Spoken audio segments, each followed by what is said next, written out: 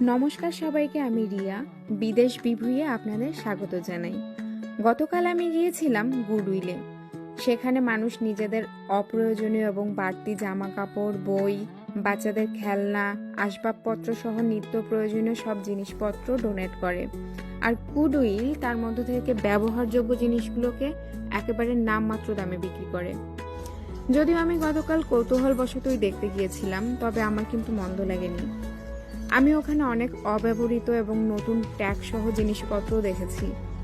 আমার তখন বারবার মনে হচ্ছিল, আমরা যখন নতুন সংসার শুরু করেছিলাম আমাদের অনেক জিনিস কিনতে হয়েছিল। তখন বারবার মনে হতো একটু কম দামে যদি কিছু পাওয়া যেত। তো যারা নতুন সংসার করতে চলেছে, এই জায়গাটি তাদের জন্য একেবারে পারফেক্ট।